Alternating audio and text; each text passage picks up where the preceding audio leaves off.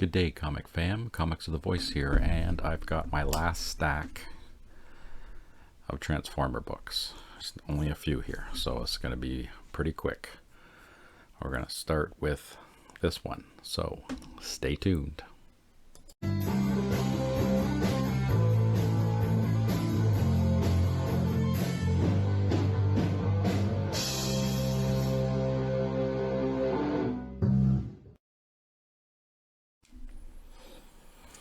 Hey, comic fan. Back with the Transformers. This is issue number 51. It's called The Man in the Machine. The writer is Bob Budiansky, and we got the art by Jose Delbo. So Spike Witwicky has had enough of being a headmaster and gives it up. And he throws away his helmet and decides to go skiing. And the Pretenders, Decepticons, find his helmet, go after him, and him and his buddy are skiing, and they get chased by the Pretenders, and Fortress Maximus, the headmaster body who is on the Ark up in space, drops the body down because he's still mind melded to Spike and helps save the day. And he has a change of heart and becomes Fortress Maximus headmaster once again. So fun times. Issue 52. This one's Guess Who the Mechanibals Are Having for Dinner. Again, writer is Bob Budiansky and Jose Delbo. So this is the first appearance of the Mechanibals. So Cloudburst and Landmine are on a mission at the Grand Space Station to acquire new microchips so Optimus can rebuild fallen Autobots. And they make a deal with that human, I think it was Banco, he was from an earlier issue, to see these Mechanibals and strike a deal with them. So they go see them, and they find out that Skylynx is a prisoner of theirs, and they just make bad deals and take the robots that they have and eat them. And they have a pile of microchips that are from recycled robots that they've eaten over the years.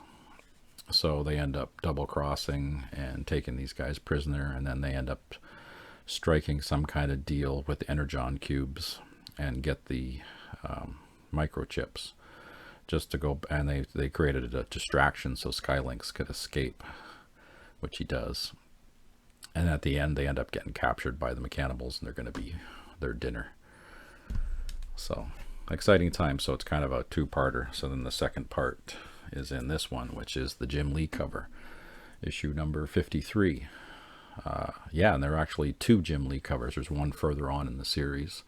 I looked it up on Key Collector because I was on, was it Gary B? I was on a channel somewhere, and somebody was asking, I think it was Gary B's channel, how many Jim Lee covers were in this one. And he said two, and I thought there was only one, but yeah, there is indeed two. So this is one of them.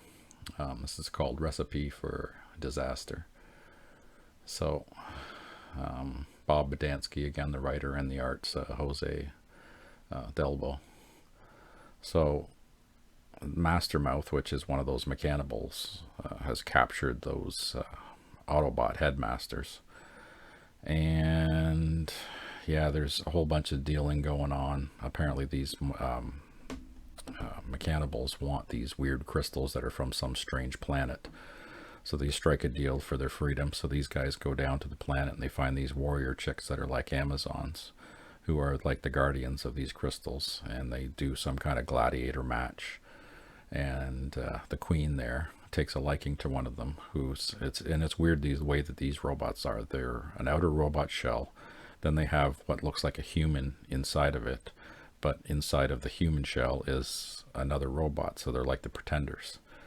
And the queen's getting a little cozy with this guy, sees his human form and thinks that, he could be her mate. And then he finds out, or he tells her that he's actually a robot, and she freaks out and chops his head off. And of course they end up striking a deal at the end of all this and bring the crystals back and free themselves and free their buddy and get Skylynx. And there's a whole stuff going on in that one. Only two left. 54. This was the next one in my run before I ended, and I didn't buy anymore. This one's called King Kong. It's the first appearance of the Micromasters. So Optimus finds these Autobots that come through a space bridge, and they're the Micromasters: Powertrain, High Jump, Mudslinger, Tote, Freewheeler, Swindler, Tailspin, Road Handler. And they are they're little miniature ones, and they do that. They said that they've been small, or made small, because it saves on energon. And then, of course, there's a big battle between them and the Pretender Decepticons, who are still trying to farm Earth for resources. So that was a big fun issue. And then the oddball one that I just picked up at Fan Expo, I think it was last year, I picked this one up.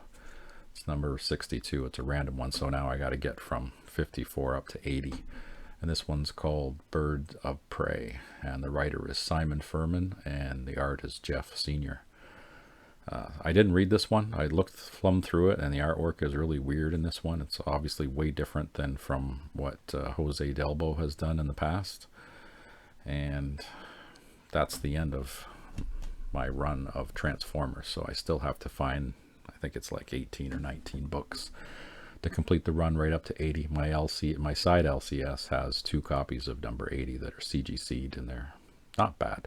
I might wait for their 50% off, or some sale where I can get a percentage off and make a deal on those. And then I'll have number 80 and start working my way kind of backwards. Some of those are hard to find. And that is all of my Transformers. The next one I'll probably do is the Headmasters, the movie, and the Transformers universe. Those are the 3 series that I have outside of this Transformers. Plus there's the G.I. Joe Transformers, which I showed in a previous video. So I hope you guys enjoyed. This is my little run of the Transformers. So we'll see you on the next one. Take care.